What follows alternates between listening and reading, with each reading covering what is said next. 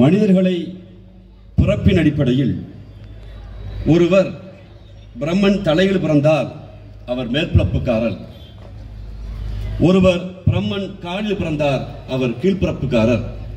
மேலே பிறந்தவருக்குத்தான் எல்லா உரிமையும் உண்டு, அது மேல்பிறப்பு. கீழே பிறந்தவர்கள் எல்லாம் கீழ்பிறப்பு, எல்லா உரிமையும் இல்லை என்று வரலாற்று ரீதியாக இந்த சமூகத்தில் சொல்லிக் கொடுக்கப்பட்டு வந்த போது ஒரே ஒரு தலைவன் தான் சொன்னான், அதனடா பிறப்பில் மேல்பிறப்பு கீழ்பிறப்பு, எல்லோரும் உடன்பிறப்பு என்று அழைத்த கலைஞரின் உடன்பிறப்புகளே, உங்கள் அனைவருக்கும் எங்கள் பணிவான வணக்கம்.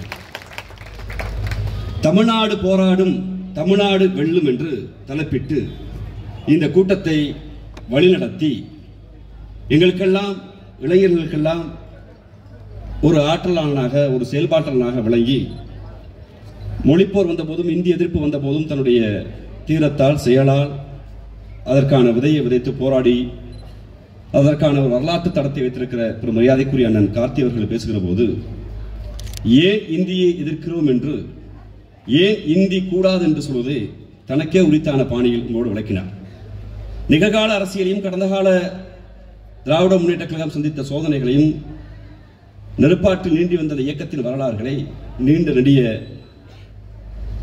வரலாற்று பின்பத்தோடு பெரும் மரியாதைக்குரிய எங்களுடைய மூத்தவர் மாநில திருமானங்களுடைய தலைவர் அண்ணன் தமிழ்தாசன் அவர்களோடு உங்களுக்கு பேசினார்கள்.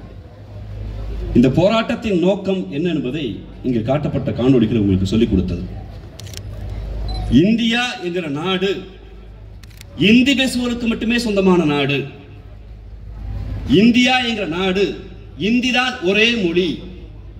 இந்தியா என்கிற நாடு இந்தி பேசுவோரால் மட்டுமே ஆளப்படும் என்கிற நிலையை இந்த நாட்டின் பிரதம அமைச்சரும் இந்த நாட்டின் அமைச்சர்களும் சொல்கிற போது நாம் அமைதியாக இருந்துவிட முடியாது. இந்தியா என்பது ஏதோ இந்தி பேசுவோருக்கு மட்டும் சொந்தமான நாடு இல்லை. அதற்கு மாறாக இந்தியா என்கிற நாடு காஷ்மீரில் இருக்கிற காஷ்மீர்களுக்கும், ஹிமாச்சல பிரதேசத்தில் இருக்கிற பஹாயிகளுக்கும், பஞ்சாபில் இருக்கிற பஞ்சாபியர்களுக்கும், ராஜஸ்தானில் இருக்கிற ராஜஸ்தானிகளுக்கும், உத்தரப்பிரதேசத்தில் இருக்கிற ஹிம்மும் அவதி மொழியும் பேசியவர்களுக்கும், பீகாரில் இருக்கிற போஜ்புரியும் மைதிலியும் சாந்திலியும் பேசியவர்களுக்கும், மராட்டியில் இருக்கிற மகாராஷ்டிர இருக்கிற மராட்டி பேசியவர்களுக்கும், குஜராத்தில் இருக்கிற குஜராத்திகளுக்கும், ஒரியாவில் இருக்கிற ஒரியக்காரர்களுக்கும், வங்கத்தில் இருக்கிற வங்கத்துக்காரர்களுக்கும், திரிபுராவில் இருக்கிற திரிபுரிகளுக்கும், நாகாலாந்தில் இருக்கிற நாகாக்காரர்களுக்கும், மிசோரம் இருக்கிற மிசோமிக்காரர்களுக்கும், அசாமில் இருக்கிற அசாமிகளுக்கும், கர்நாடகத்தில் கன்னடத்துக்காரர்களுக்கும், ஆந்திராவில் இருக்கிற தெலுங்கர்களுக்கும், கேரளாவில் உள்ள மலையாளிகளுக்கும், தமிழ்நாட்டில் உள்ள தமிழர்களுக்கும் சேர்த்ததுதான் இந்த நாடே ஒழிய இந்தி பேசுவனுக்கு மட்டும் சொந்தமான நாடு இந்த நாடு இல்லை என்பதை நாம் சொல்லியாக வேண்டிய தேவை இருக்கிறது. நாங்கள் ஏதோ இந்தி என்கிற மொழி கூடாது என்பதை நாங்கள் எதிர்க்கவில்லை. இந்தி என்கிற மொழி எங்களை ஆண்டு விட்டு போகட்டும் என்று நாங்கள் அமைதியாக இருக்க இனமும் என்ன காரணத்துக்காக இந்த ஊர் கடந்த முறை மொழிப்போர் ஈகிய தினத்தில் வந்தபோது பெரும் மரியாதைக்குரிய பள்ளிக்கல்வித்துறை அமைச்சர் என்னுடைய அண்ணன் ஆரோக்கிய அன்பின் மகேஷ் பொய்யாமொழி அவர்கள் மாவட்ட கழக செயலாளர் அண்ணனிடம் கேளுங்கள், பீளமேடு தண்டாயுதபாணியுடைய இல்லம் இருக்குதா என்று கேட்டால் இந்த கூட்டத்தில் அண்ணனோட ஒரு வேண்டுகோளை வைக்க விரும்புகிறேன். அண்ணன் நீங்க இருக்கிற காலத்தில் ஏதாவது ஒரு இடத்தில் இடத்தை வாங்கி பீளமேடு தண்டாயுதபாணி பெயரில் ஒரு கல்லறையை நாம் கட்டி எழுப்ப வேண்டும். பீளமேடு என்கிற பெயரை வரலாற்று நடுகில் இந்த மண்ணில் இந்தி என்கிற நோய் வந்தபோது, இந்தி என்கிற திணிப்பு வந்தபோது, இந்திக்கு தமிழ்நாட்டில் ஆதிக்கமாம், நீங்கள் எல்லோரும் வாருங்கள் நாட்டினரை தமிழுக்கு தீமை வந்த பின்னும் இந்த தேகம் இருந்த ஒரு லாபம் உண்டோ, விந்தை மொழி எங்கள் மொழி, அது வீர தமிழ் மக்கள் ஆவி என்போம், இந்திக்கு சலை தந்திடுவார், அந்த ஈனரை காரி உமிழ்த்திடுவோம், எப்பக்கம் வந்து புகுந்து விடுந்தி எத்தனை வட்டாளம் கூட்டி வரும், அற்பம் என்பம் இந்திதனை அது அழித்தொழிவோம் ஆதிக்கந்தனை, மாங்குயில் கூவிடும் பூஞ்சோலை எம்மை மாட்ட நிலைக்க சிறைச்சாலை ஏங்க விடும் தமிழ் தாய்தனை இவ்வுயிர் உடலை விட்டு நீங்க வர என்று சொல்லி இந்தி எங்கள் மீது திரிக்கப்பட்ட போது எங்கள் தாத்தங்கள் எங்கள் பாட்டன்கள் தங்களுடைய தேகத்தை தீக்கி இரையாக்கி, தன் தேகத்தை துப்பாக்கிக்கு இரையாக்கி செத்து மாண்டு போய் இந்தியை தடுத்தோம். உடனே பெருமரியாதைக்குரிய இந்த நாட்டுடைய நிதித்துறை அமைச்சர் அம்மையார் நிர்மலா சீதாராமன் இந்தி படிக்கிறதால் தான் தமிழ்நாடு கெட்டு போய்விட்டது என்று இப்போது வஞ்சகம் பாட வந்து விட்டார். நான் கேட்கிற கேள்வி இதுதான், இந்தி படிக்காததால் கெட்டு போனது நாங்களா, இந்தி படித்ததால் கெட்டு போனது யூபி காரனா பீகார் காரனா? இந்தி என்பது யூபி காரனுக்கும் பீகார் காரனுக்கும் தாய்மொழி இல்லை.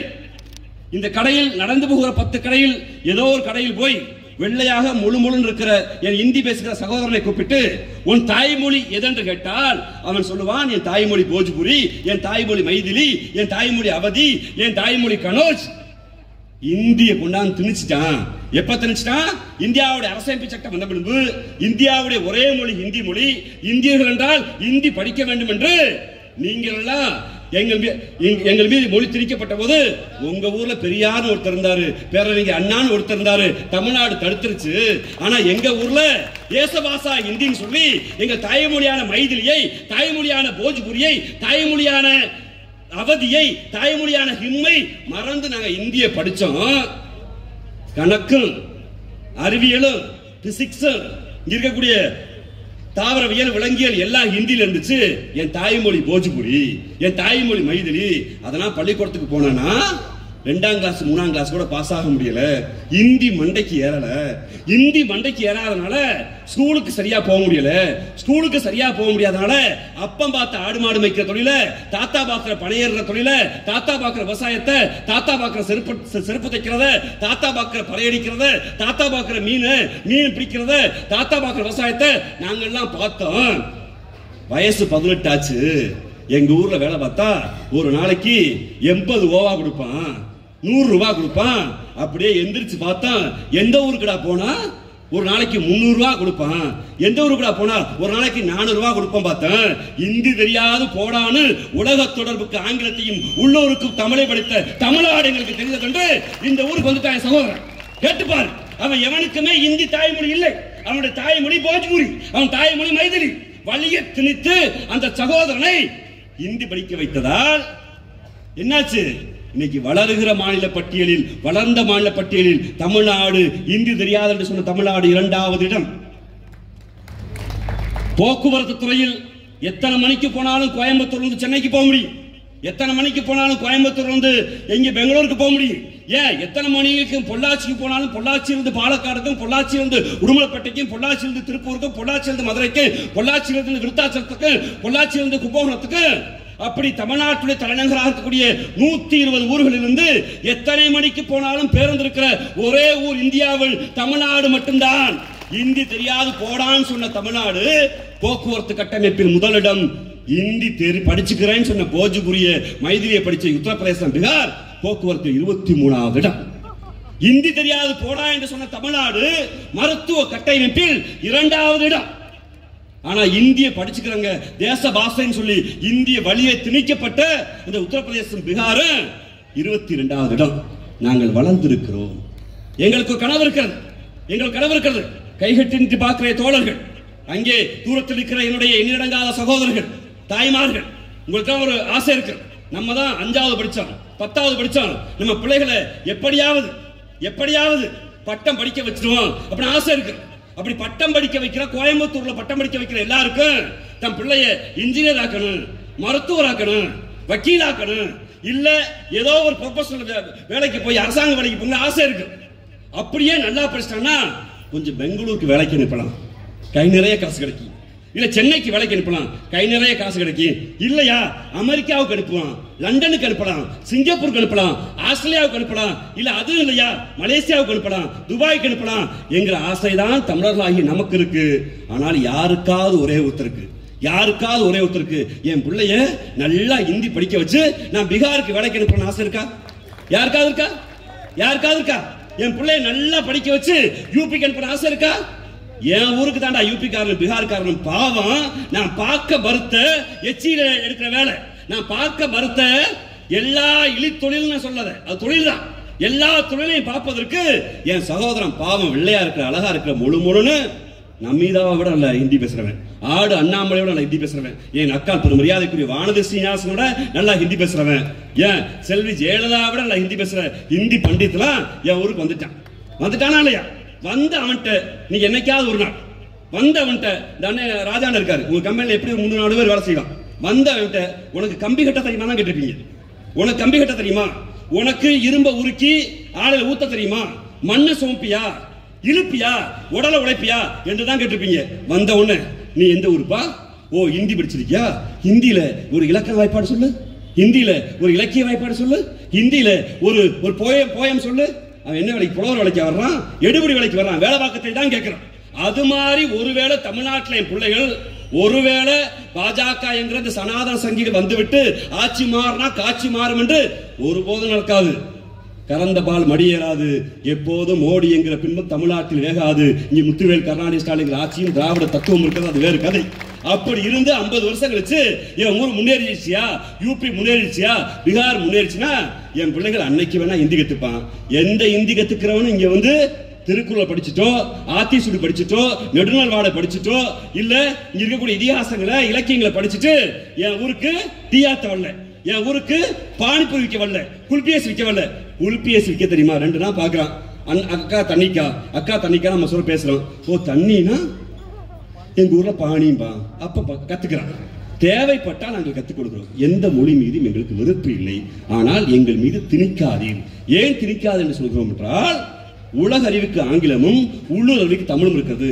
சரி, ஹிந்தி படிக்கிற, ஹிந்தியில என்ன அறிவியல் இருக்கு, என்ன சட்டம் இருக்கு, என்ன மருத்துவம் இருக்கு, எந்த கல்வி இருக்கு? எதுவுமே இல்லாத போது அவன் ஏன் இந்தியை திணிக்கிறான் என்றால், நாளை ஒரு போட்டித் தேர்வு வைத்தால், அரசாங்க வேலை வைத்தால் கேள்விகள் எல்லாம் இந்தியில் கேட்கப்படும்.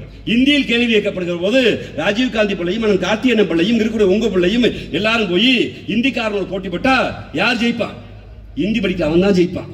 அப்ப தெலுங்கர்களை, தமிழர்களை, மலையாளிகளை, கன்னடர்களை, குறிப்பாக கர்நாடகா, கேரளா, ஆந்திரா, தமிழ்நாட்டை சேர்ந்த மக்களை மோடி அரசு இரண்டாந்தர குடிமக்களாக பார்க்கிறது.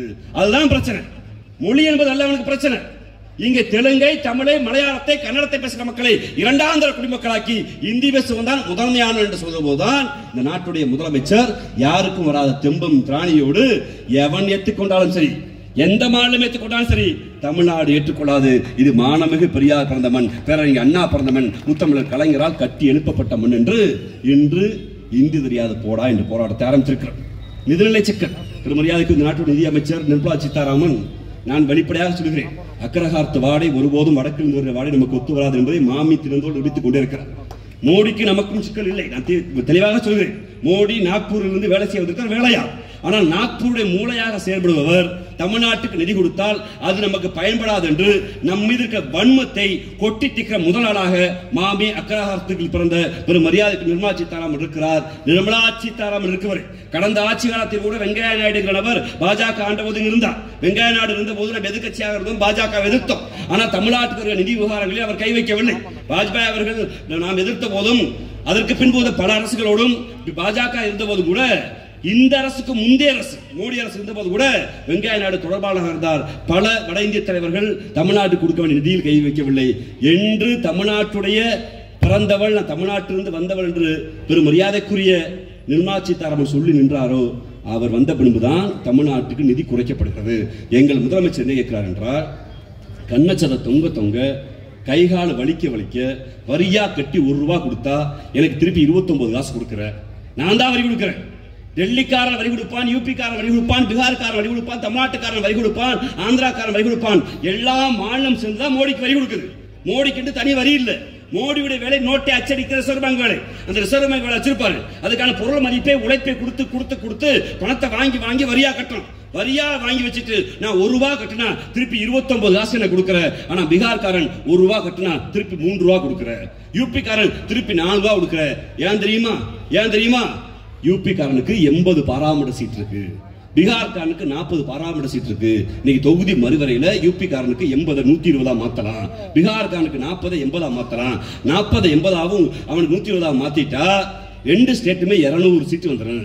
நாளைக்கு ஒரு சட்டத்தை பாஸ் பண்றதுன்னா, ஒருவேளை இந்தியாவுடைய தேசிய மொழியாக ஹிந்தி அறிவிக்க நம்ம சொன்னா, தமிழ்நாடு, ஆந்திராவும், கேரளாவும் தெலுங்கை, கன்னடத்தை, மலையாளத்தை, தமிழை அறிவிங்க நம்ம கேட்போம். அவன் முடியாது, ஹிந்தி மட்டும்தான். உடனே பெரும்பான்மை பேசுகிற மக்கள், பெரும்பான்மை மொழி பேசுகிற மக்கள், ஹிந்தி பேசுகிற மக்கள் அதனால் ஓட்டு போடுவான்னு இந்தியாவை இந்திமயப்படுத்துகிற வேலையை அவன் செய்கிறான்.